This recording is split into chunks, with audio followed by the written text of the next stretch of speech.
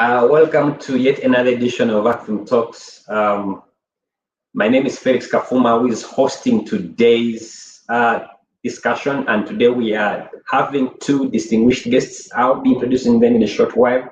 But before we start, let me allow everybody out there who is just joining us to be part of this conversation to follow us on our social media platforms. Make sure you like our YouTube account so that you can get the notifications. We are live on Facebook, Acfim, and on our YouTube, Acfim Uganda, including our Twitter at Acfim UG. And you can be able to follow us through every Friday, same time. And once again, Karibuni, welcome, good morning, good evening, good afternoon, depending where you are watching us from.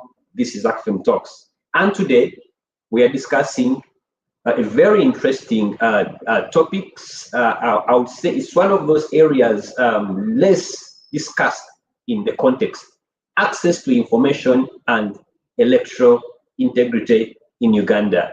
And before we start, allow me to provide a bit of background of meat to the discussion for today. The fact that the concept of electoral integrity in the last 10 years has gained ground, leading to questioning whether holding elections is just enough to fulfill democratic requirements.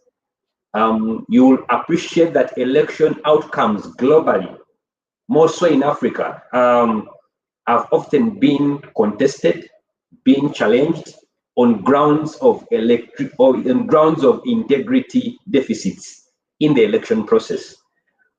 In extreme cases, we've had coups happening, and as a result of people contesting the electoral outcomes.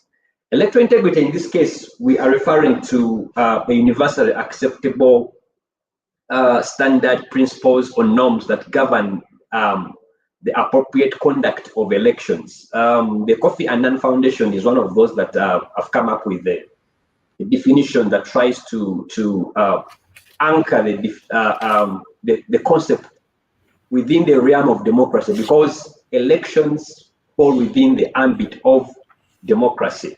But it emphasizes keywords that speak to, for example, the conduct of the electoral management body, in ensuring that we have electoral integrity. Just among others, the key words here are that the Kofi Annan Foundation does emphasize, allude to the aspect of impartiality, transparency, accountability, and in the way elections are prepared for, administered, and not just elections, but throughout the electoral cycle. Now, that said, access to electoral-related information then becomes very critical in contributing towards the integrity of an election. The failure by relevant electoral stakeholders to proactively disclose information breeds usually distrust, dissatisfaction, disinterest, at worst violence. It can also have ineffective governance and long-term instability. We've seen some countries that have never recovered from people contesting electoral results, election results. So to that effect, transparency and accountability with citizens in an electoral process is hugely dependent on how information is available and can be accessed to the public. This and much more in today's episode of Acfim Talks. And with me today, I have a lady and a gentleman. Let me start by introducing the gentleman. Today we have Dr. Gerald Saranda, who is the Secretary General for Democratic Party. It's good to have you, Dr. Gerald Saranda. And also, yeah, sure. And I must congratulate you as well. I understand that you are the flag bearer for DP for Iyala. So I hope that goes well as well. It's good to have you again on set, Doctor. Thank you. Thank you. Also with me, I have Susan Juliet Agwang, who is the Legal and Research Officer at Acfim. AFIC is Africa Freedom of Information Center. It's a Pan-African civil society organization that advocates for access to information. And I also know that, Susan, you did participate in that study that actually informed this discussion around access to information and electoral integrity. It's good to have you, Susan. Welcome. Thank you. Thanks, Felix, and glad to be here as well. All right. Like I said earlier, today we are discussing a very interesting discussion that it's often not discussed in the context of elections, but looked at from other angles other than whether access to information in any way has a contribution on electoral integrity. And to get this off the ground, let me start with Susan. You did have you conducted a study which I think was launched sometime last week that tried to look at the access to information and electoral integrity. And for the viewers out there who might be wondering what this is all about, can you give us a summary of the key findings from your report? Okay, thanks, Felix. And maybe just for clarification, what we launched last week are the guidelines on access to information and elections in Africa. And the report on access to information and elections in Uganda were launched last year. Yes, so we in 2020 and launched it late 2020 as well, and then continued with the dissemination in 2021. And the study really was seeking to assess the level of disclosure, the level of access to information implementation in Uganda, basing on the yardstick of the African Union guidelines on access to information and elections in Africa. So we did the study in Uganda, in Zambia, and the Gambia, and we're really trying to assess what's the state of access to information and elections in these three countries as a pilot. And yes, findings in the three countries all brought very interesting findings. For Uganda, which we are going to speak to today, they were quite various because we, like I highlighted, that we're basing our study on the implementation of the guidelines on access to information and elections. So the guidelines on access to information and elections were adopted by all AU member states, and the guidelines provide, like its name, guidance to all electoral stakeholders on key information that should be disclosed during electoral processes. And the guidelines come in to support other already established documents, instruments, treaties in Africa, and also at international level that promote access to information. So it's not the only document that recognizes access to information.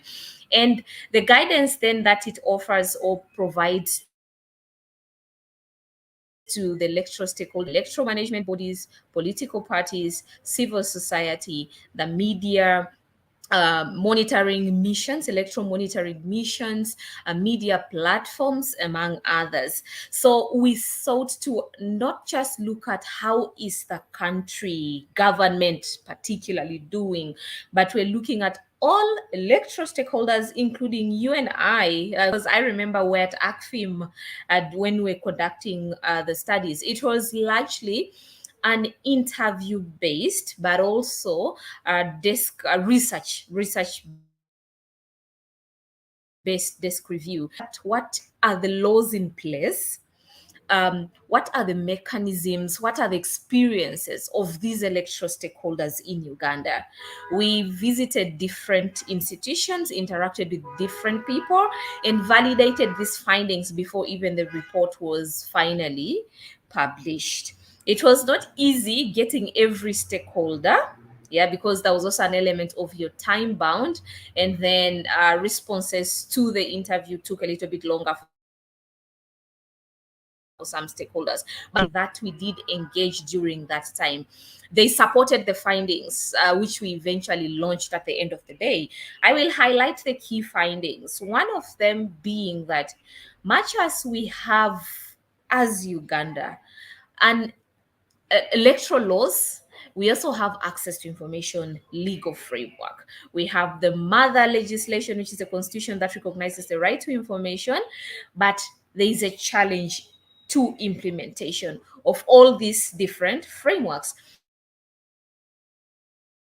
And specifically looking at findings were that there is denial or refusal or delay in responding to requests for electoral information in Uganda, because we did not only listen to the voices, but we also tested out the process, because we first launched out information requests and sent them out to different entities, and then awaited for how long they would take to respond to these requests, only affirming again just what the findings were at the end of the day, which we're not very surprised about because we had already experienced it ourselves. That there is really requests for information coming from almost all electoral stakeholders, and then limited disclosure of electoral information. Limited disclosure, because when you look at the guidelines stress and highlight that electoral stakeholders must disclose proactively the following information. If it is the Electoral Commission, for example, any procurement information towards the electoral process, annual reports, contracts going to any service providers. We're talking about any grievances people could have filed at the Electoral Commission regarding electoral processes. What were the decisions by the Electoral Commission, and also looking at contractual obligations between the Electoral Commission and other service providers. All these ought to be proactively disclosed, but we never saw these online. You will only see, for example, call for tenders, and that is where it stops. Yes, it's making a call, but there is no contract. You do not know the details of that procurement, and when you request for that information, you're equally not getting it. So that was the finding.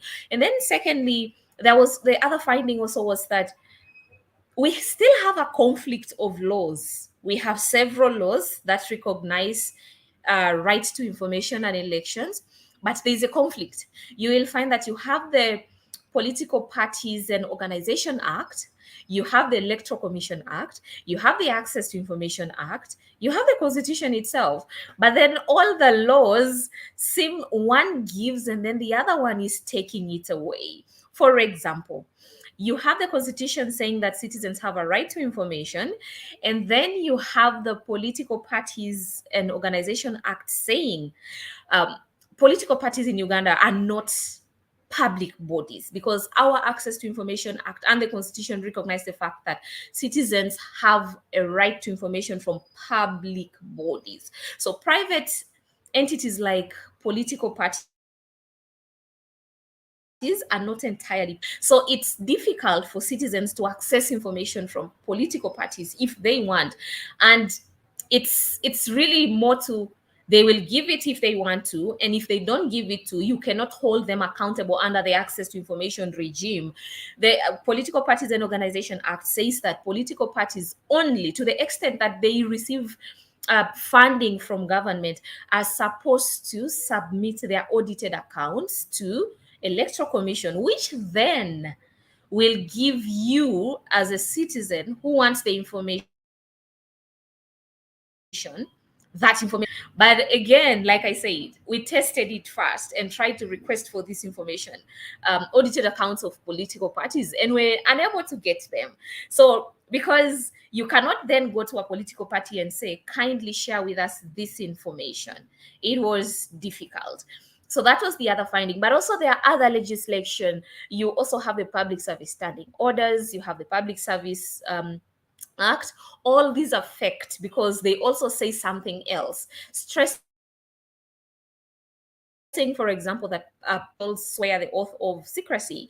So someone is holding on to the document that establishes public service, and they are not honoring this other key legislation, which is primary. Meanwhile, that they have a duty, they have a mandate to disclose information to the citizens. So overall, disclosure of electoral information in Uganda is hampered, is affected.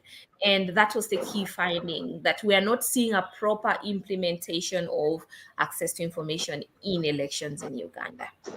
Thank you so much. Thank you so much for that. Quite interesting findings.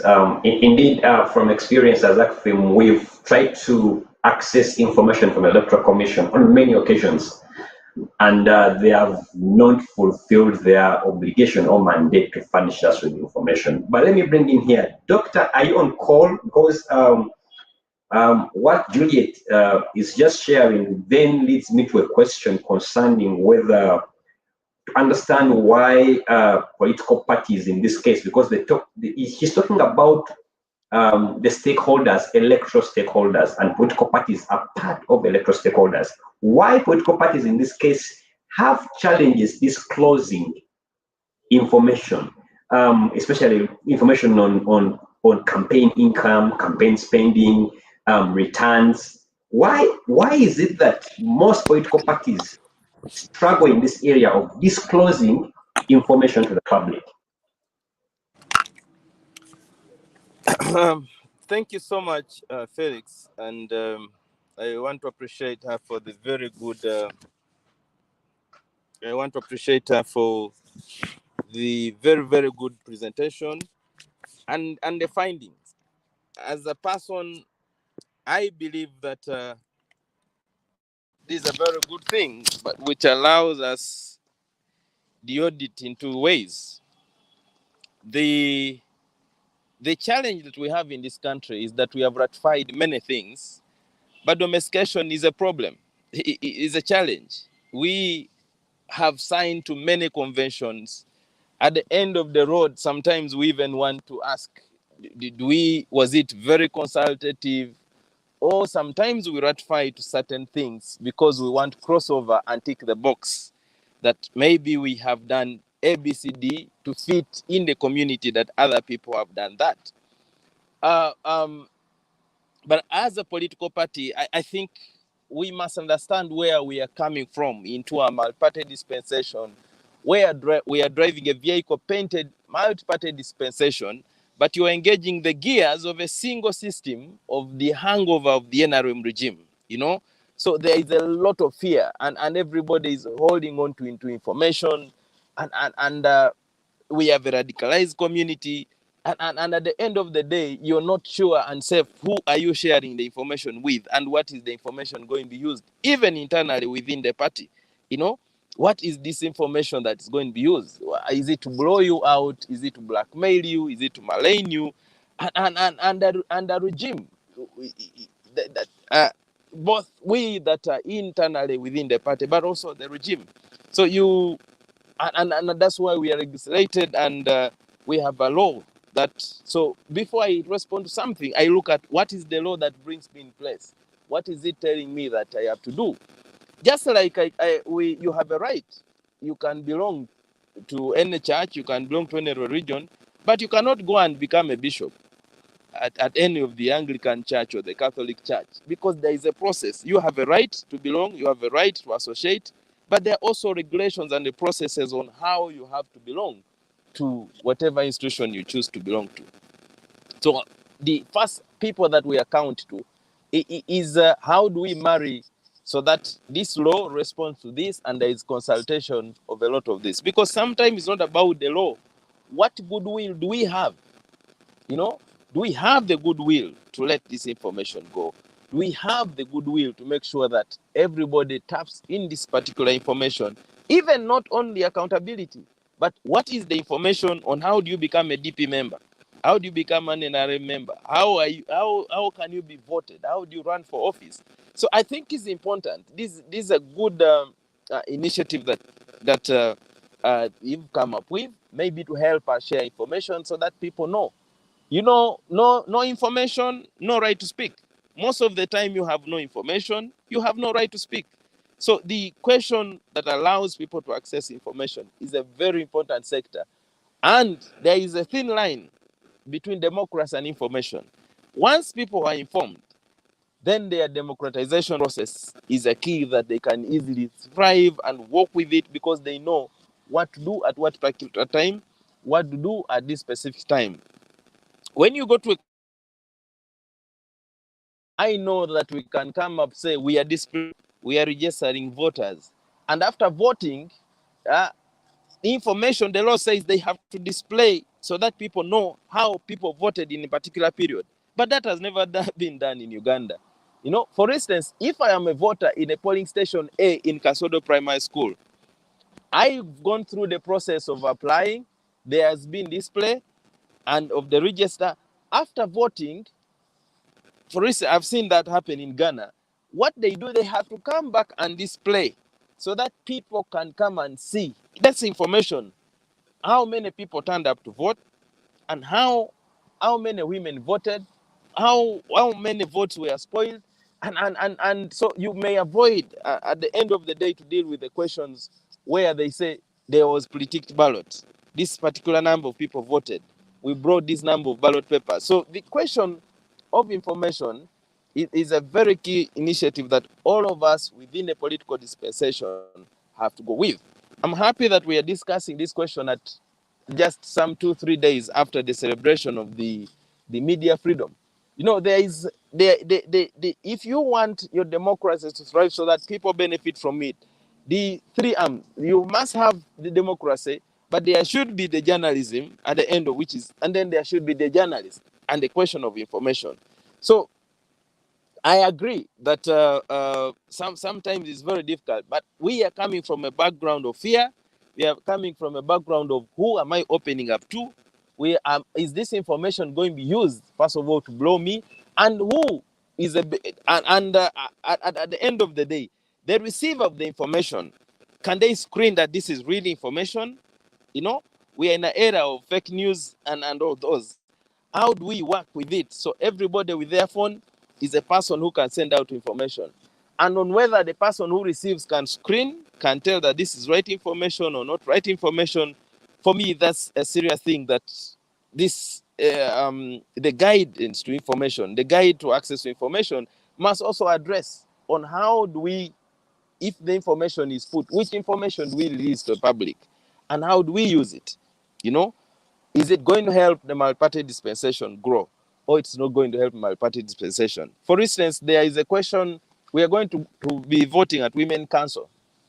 And remember that the right body that is charged with the question of civic awareness is the Uganda Human Rights Commission. But you have not had the Uganda Human Rights Commission to even come up, say this is the roadmap, this is a program. The Uganda Human Rights Commission is at regional level. It's not been domesticated even at a district level. We have the district information officer. So what is the linkage between the district information officer, the electoral officer who is at the district, who is the returning officer, the parish supervisors, I mean the sub-county supervisors and the parish supervisors, at what time do they work hand in hand with the political parties? During the launch of this guideline, there was a question on whether political parties can take charge in terms of voter education. Electoral Commission tells you this is our role. But we think that we should work hand in hand together. So maybe there is a need for amendment, because in Uganda, people only want to tick that the law, there is this law, there is this law. But sometimes it's not about the law. It's about how do we work together? What goodwill do we have? What spirit do we have? So that we in political parties are like the football club owners. Electoral Commission is just a referee. If we don't take players to the field, if we don't prepare our our football teams that are political parties, Electoral Commission will not have a player in the field. Therefore, there must be a way of working hand in hand and question of accountability, so that if, for instance, we ask that where is the server? Can you access the server of the Electoral Commission? You know, they said that one is restricted. But we want to know what is in the server so that all of us know. In Kenya, election the court was in position to annul the presidential elections of 2017 because of the questions are raising to a server. They said, produce the information on the server. They could not produce that information. Produce this Form A. They could not produce that. And because they failed to even produce so that court can look at the server, within the wisdom of court, they knew that they had maybe tampered with the server. They had a background and all that, and the election was annulled. This cannot happen in this country. Why? Because we think that we are working for a particular individual. And this particular individual actually should be the most interested person in terms of releasing information, so that we maybe blackmail that particular individual for nothing. So for me, it's a question of how do we work together? How do we mobilize together? And how do we make sure that we also protect the consumer of the information that we try to release? And it's a two-way. For instance, a person will say, Acfim, who audits you? You know, you are working with us in terms of auditing. Who is auditing you? For whose interest are you working for? And until we address the question of whose interest we are working for, then all of us will be in the right line to move on and progress. I believe that this is a timely initiative that all of us within our line where we are running. If you're running within a civil society, you can run that line. I'm in a political party, we run that line. Those in government and the Electoral Commission, because the question of information is very key in terms of how do we determine that the money we are requesting from government is not enough to do the job that we are supposed to do.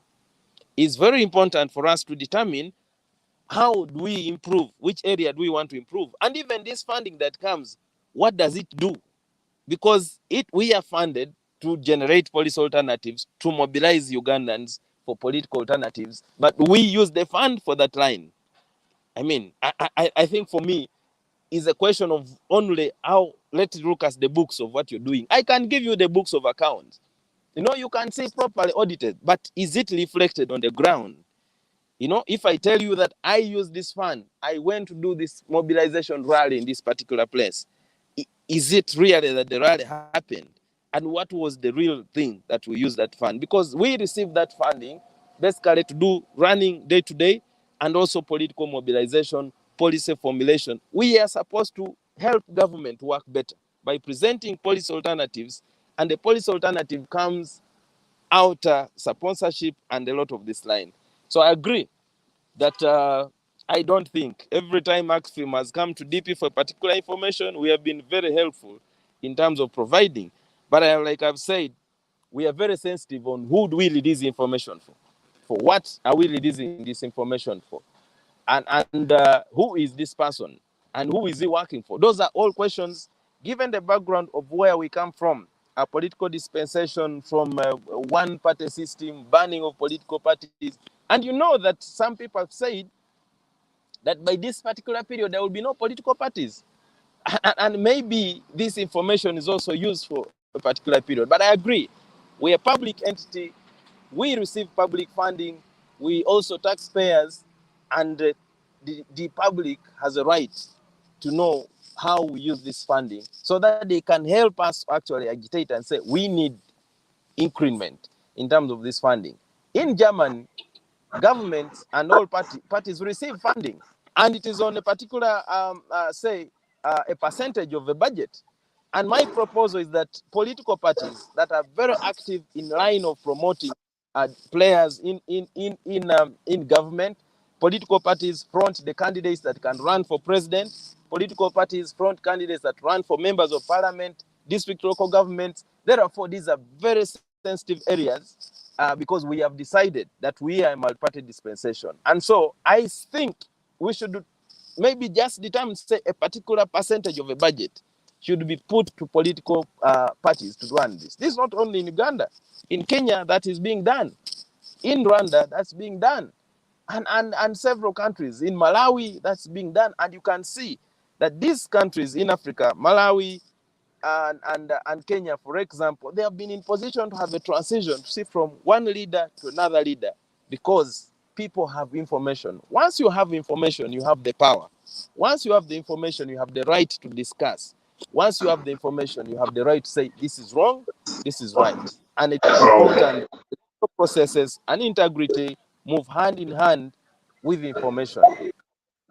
All right. Thank you so much, Doctor.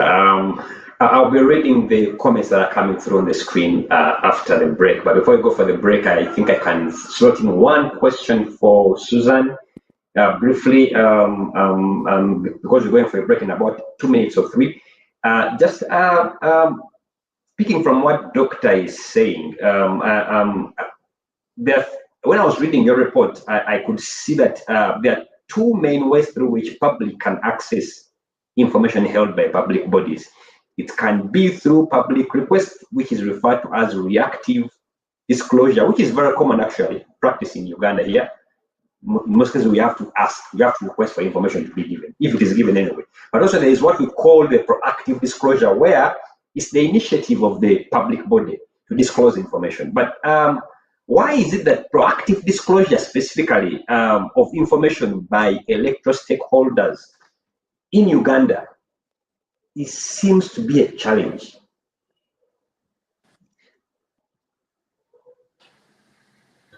Thanks, Felix. Thanks for the question. It's a good one.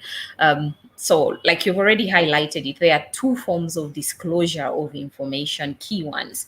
You have the reactive disclosure, which you've ably explained, and then we have the reactive disclosure. Now, coming to the fundamental right to access to information, the most promoted method, expected method of disclosure of information is the proactive measure. Proactive measure comes on top, and then we have the reactive disclosure coming below. And this is what make cardinal principles of the right of access to information, that proactive disclosure overrides even the reactive disclosure, because greater disclosure is what international principles present, that the bearers, the holders of information ought to give information to the citizens proactively without them having to come and ask for it all the time. And then the other principle, which now introduces the reactive disclosure of information, is what arises from exclusions, exemptions, because this is not an absolute right that you can get any type of information that you want. There may be pieces of information that is good for you not to know immediately. So there may be a process to get this.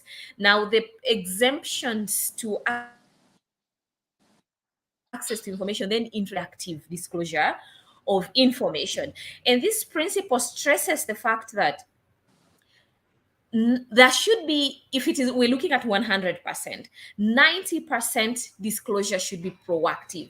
And then reactive should be the other 10% to cover for the exempted information, what needs to be double checked before it's given to you. But it's the opposite in Uganda, that we have more of the people have to ask for pertinent, key,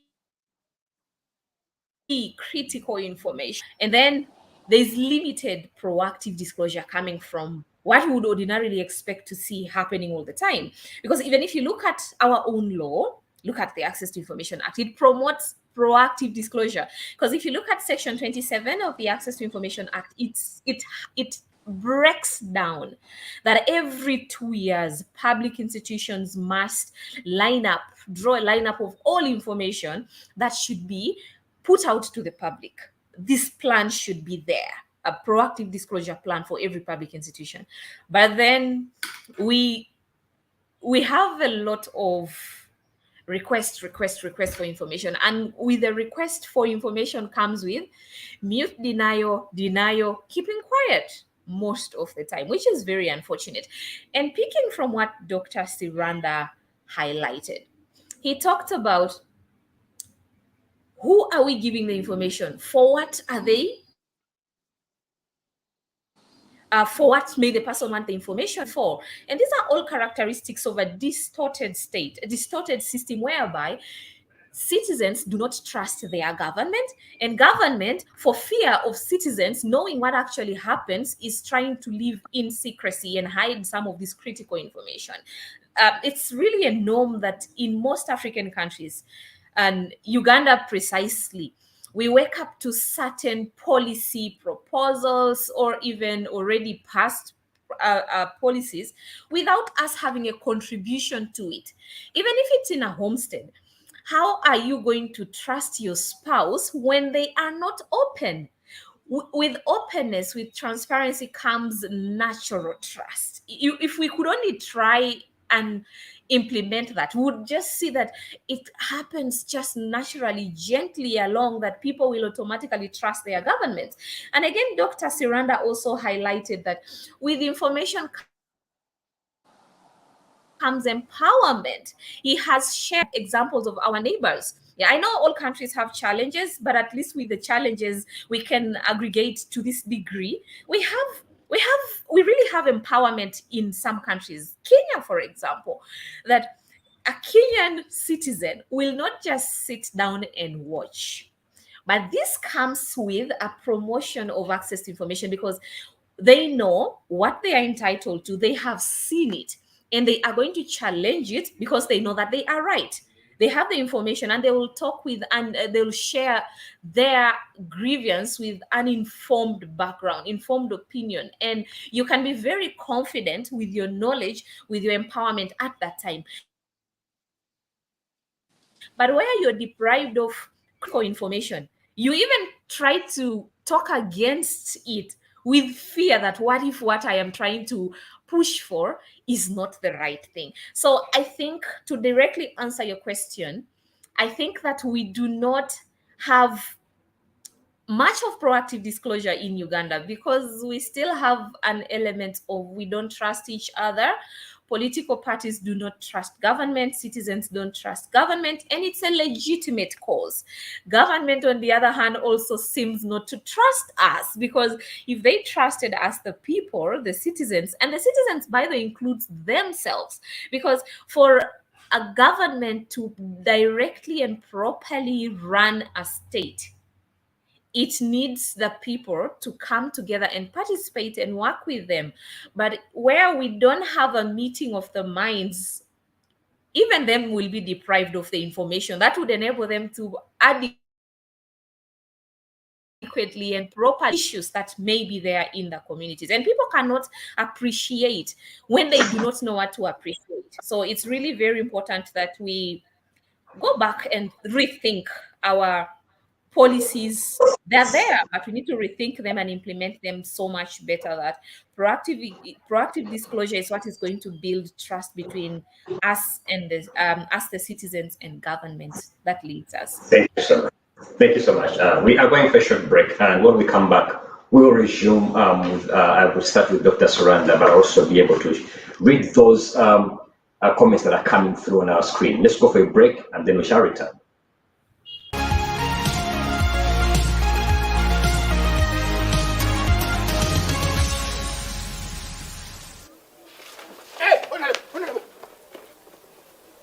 Why are you running? That sounds so crap. When are you leaving my house? I think just give me 1 month. Huh? Just 1 month. I strategize and when I'm able to relocate my family. My dear, I have given you more than enough time. So your problem is relocating your family. No, I need to relocate them, but also, of course, more time. That The can idea be, is that can give be me more handled. time. That should be enough to settle you down. Anyway, thank you. What is he doing in my home? I own this place now. Madam, you have 3 days to vacate. What is the meaning of this, Nathan? I'm sorry, Beatrice. I've sold this house. Without my consent? I'll fight this madness. No, Beatrice, please. Beatrice, please, Beatrice. That man is very connected. He's very powerful. Please, let's not go there. Besides, he has given me a check. We can start from here. We can really start from here. But why? Why would you do such a thing? Beatrice, I had politics, campaigns. I needed a lot of money to remain in the race. You borrowed money from this money lender to run campaigns? Didn't I warn you from taking such a move? We are unnecessary. This doesn't concern you. But I needed to save our parliamentary seat. But you still lost. However much we invested. We are worthy 5 million? Only? Hey, big receipts. In politics, you fall and rise. You fall and rise. You can lose an election. So you believe you will rise again? Yes, I can win again and become a parliamentarian and put my life back together. Would you write another one? Hey, Beatrice! Please, Beatrice! Please don't leave me. Leaders like these are highly susceptible for political corruption and will not be service delivery oriented. Contribute today at www.politicalfinanceafrica.org/donate.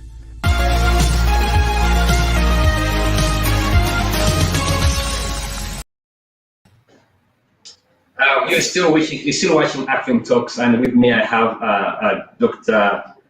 Gerald Suranda, who's the Secretary General for DP, but also with me I have Susan Juliet Agwang, who is the Legal and Research Officer for Africa Freedom of Information Center, Africa. And before we went for a break, we were still trying to understand why we have a challenge in terms of volunteering information as public entities, because it's in good practice in fostering transparency and accountability to have information shared across. Let me read a couple of comments here. Sam Mutunzi Hanson Center is saying that access to information is included in the Constitution in recognition of its important role in protecting democracy and accountability. It ensures that everyone can know what the government is doing. Thank you so much for that comment. Let me come to you, Doctor. You contested for, I think, Palisa constituency, and well, most politicians say they don't want to hear the word I lost. But okay, you didn't make it. And this question is more in context in the fact that from experience as a politician who has participated in the electoral process at political party level, but also faced the citizens to be voted into power for that constituency. There are issues around whether the significance of access to electoral-related information on the integrity outcomes. How significant is how much the citizen can access information does have on the outcomes of an election and the integrity of an electoral outcome?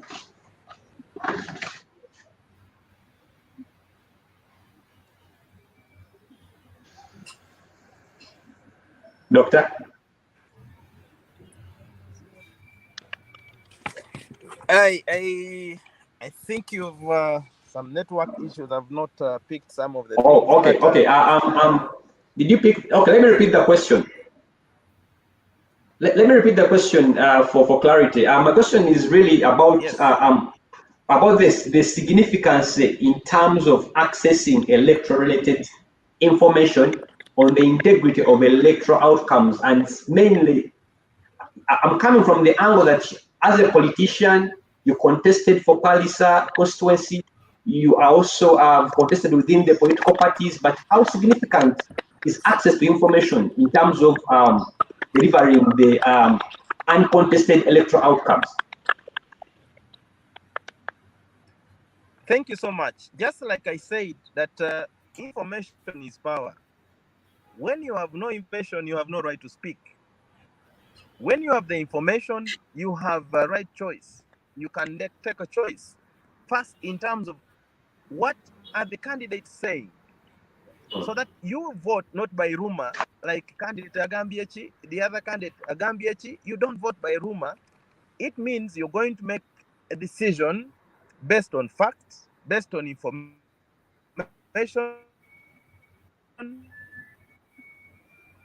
what candidate A and B is saying. Same weight with the candidate. If a candidate has information, for instance, in a particular sub-county, in Kasodo, one sub-county out of the 8 has has 12 polling stations. I must be in position to get information to know so that I plan better. How many voters are in this polling station? How many voters in the other polling station? So that I don't spend a lot of time in sub-county A, which has maybe a fewer number of voters, and I would plan better and spend time in this side. So I know the demography of the constituency. I know the population. Actually, voters and candidates must be provided with voting patterns. You must know information. Who have been people voting in this area for the last 3 elections?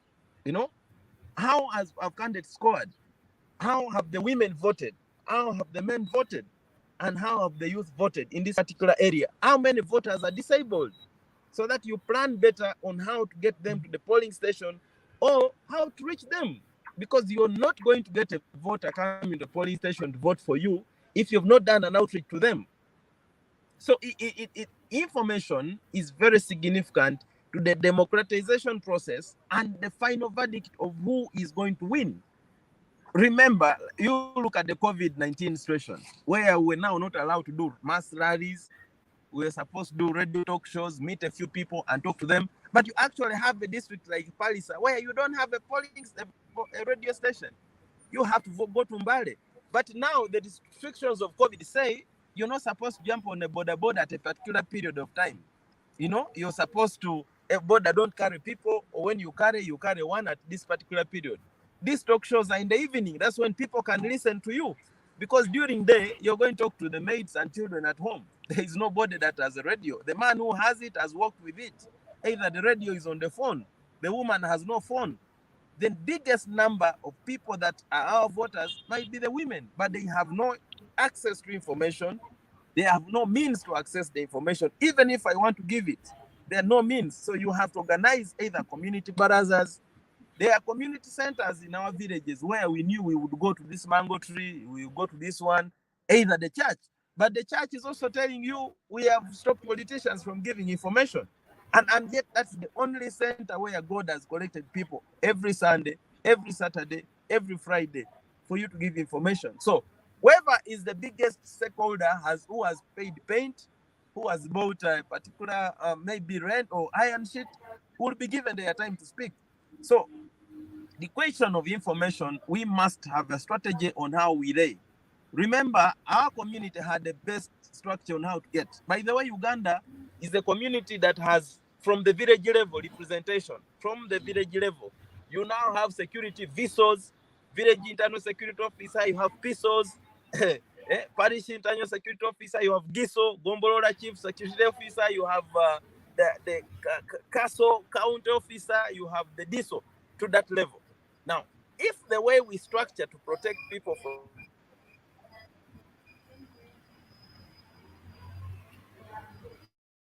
for security is the way we give information,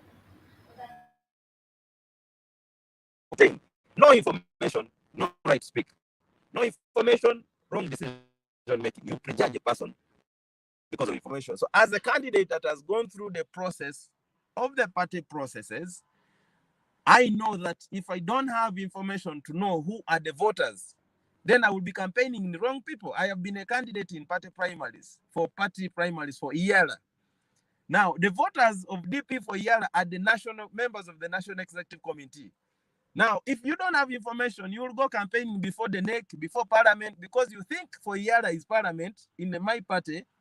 Now you will be campaigning before the members of Parliament for DP who are not voters. You can only become a voter if you're a member of the National Executive Committee. Same thing to the IALA candidate I'm campaigning for Parliament. The voters are the members of Parliament. Now, I am seeing colleagues who are campaigning for IALA, but even going to constituency, they do t-shirts, they meet a person on the street, they give t-shirts. That's because you don't have information. You don't know who is the voter, so you're not empowered. So you're making wrong decisions. You can do that for publicity, but publicity, this is an electoral college. So the question of election is very important.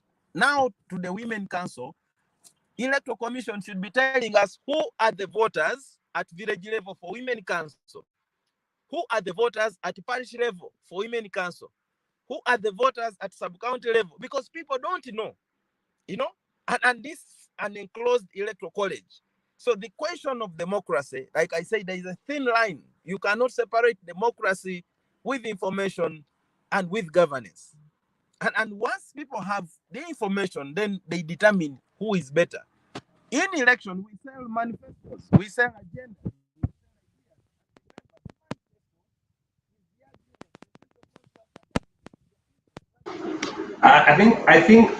We can't hear you. I've lost you a bit, Doctor. Okay. I think you are in mute. Hearing me now? Now I can hear you. Yeah, as you conclude your submission. So in conclusion, the information is very significant and very important between me and the voters, because I will sell the information to them, and they will be in position to determine which of us is the best candidate, who is telling us what. And then I want to encourage the voters. You see, like my sister said, I know that we can voluntarily give information. When we go campaigning, we are volunteering information, but how many people can hold you accountable after election that you said this and you're not doing it? I know many candidates have said, we shall do this. We had a person saying they wanted to secure our future. For DP, we said we want to reclaim the future from that one who is securing. Now, how many people are holding the DP chairman accountable that your party said they're going to secure the future, reclaim the future? How many people are using the information to hold NRM accountable for having said they are going to secure the future, on whether the future is secured or not? I think sometime in Uganda is about the culture. We have to walk for the journey of making sure that volunteered information is used. Otherwise, I will go to the radio and talk what I want you to hear. We have structures in DP that allows us to share what budget line we have, either through the NEC, the National Council, the district chairpersons, those that should send information. But if we volunteer, for instance, I have a weekly show on the radio, I volunteer what DP earns. How many people are using that information? I think this guideline must also help us to sensitize people on how to use the information that is volunteered. All right. So Thank you so much. It's a give and take. We have information, but people should use information so that we build our democracy and governance. All right. Thank you so much. We have about 8 minutes to get out of here. So the next couple of questions, let's keep it brief. Quickly, Susan, I think you've observed across Africa, it's mainly across Africa and a couple of Asian countries, but mainly in Africa, is that there seems to be a growing information blackout during elections, especially on social media platforms. We saw it in Uganda, we saw it in Burundi, Gabon, Gambia, DRC, Mali. The list is endless. What explains this worrying trend, and what we are discussing, access to information? Again, thanks, Felix. Again, this goes back to fear. Governments are living in fear. You want to use all the machinery available to keep you longer in power. Once we get into power, we want to cling into it. We don't want to get out of it. So to get there and stay there, we think that manipulating systems, procedures, to the extent of affecting realization of the development that we keep singing, the visions that we keep singing for selfish individual interests, unfortunately, because it's a trend now. Many countries are doing that, and the switch of shutdown or switching off internet happens during critical times, especially electoral times, and we forget that with elections come information, that when you keep people in a blackout, you're affecting them from voting you into power yourself. You are affecting other institutions that rely on the power, on the internet, that needs to be in place. Let's use the Ugandan example just in 2021. How many people lost billions of shillings just for the few days we had the internet shut down? Even government itself was affected. And then here comes in the issue of trust again, that people did not trust the outcome, whether it was legitimate or not, because of the process, because of what happened. Because if we switched off the internet, how did these different electoral stations, voting stations or voting centers submit the results to the Electoral Commission? How was the Electoral Commission working to ensure that we actually had the accurate results? We still can't get this question answered. There are government institutions that solely rely on the internet to be able to operate. So telling us at the end of the day that probably there was a different mechanism that was used for the Electoral Commission or some of these government institutions to continue to work even without the internet. My brother works in government, and I'll tell you that they were not able to do their work effectively because they are working for a Ugandan bank, but because there was an internet shutdown, they were equally affected. So rather than going up in realizing the vision, what we want to see, we decided to sacrifice that which we're about to achieve for our own selfish interests. And I have seen there was an internet shutdown in Zambia just before its election.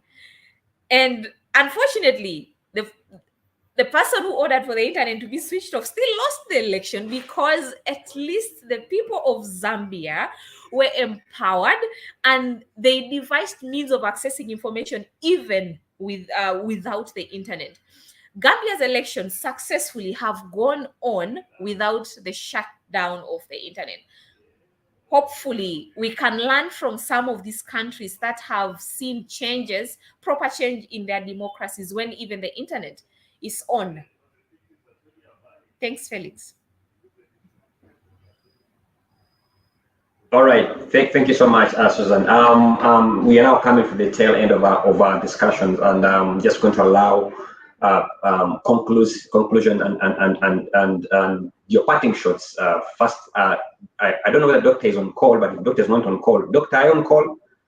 If doctor is not on call, let me start with you. As we bring this to a close, what can practically be done to address these existing gaps? I know that you concentrated more on the legal framework. You interrogated the legal framework and the practice, but how do we get out of this web of the challenges that you do allude to concerning access to information? Capacity building is very important. Capacity building is very important. Sometimes we assume that our leaders know it all. They don't know. They don't.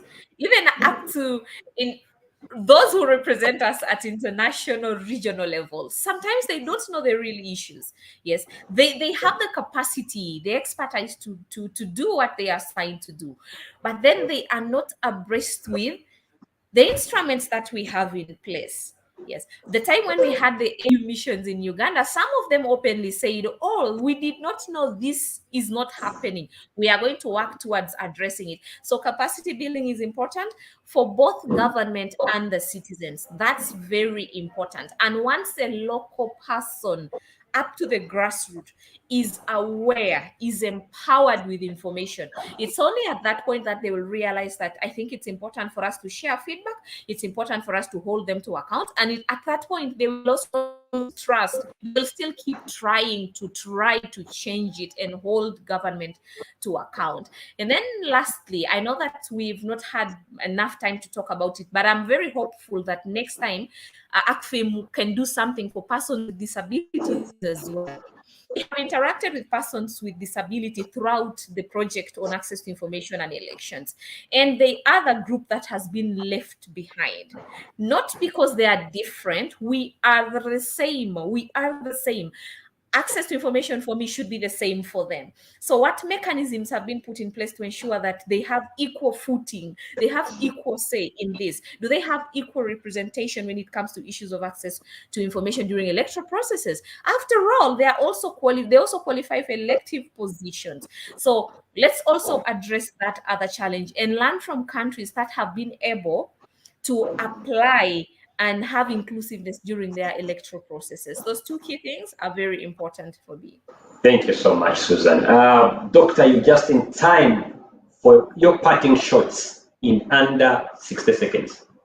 I want to appreciate you, Acfim, and my colleague for the very good presentation.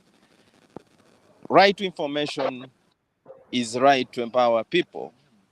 Let's do good to people, avail information so that people don't act on a rumor. And it's a question of building trust. Let's continue building trust, progressively working, ratify those international conventions, and work on a process to domesticate them.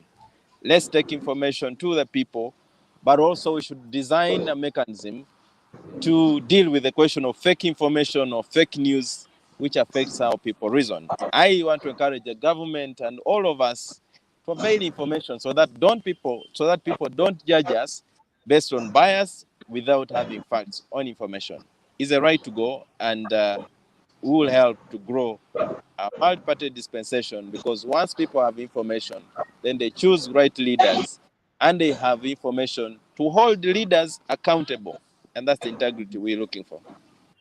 Thank you so much. There you have it. That's Dr. Gerard Suranda, who is the Secretary General for Democratic Party, popularly known as DP, and is also the current flag bearer for the party at ELA. And I wish you all the best. Also with me, I had Susan Juliet Agwang, who is the Legal and Research Officer at AFIC. AFIC is Africa Freedom of Information Center. It's a Pan-African civil society organization advocating for access to information. It's been a great discussion having you all, and myself, Felix Kafuma, was moderating today's edition of Acfim Talks. We're looking at access to information and electoral integrity in Uganda.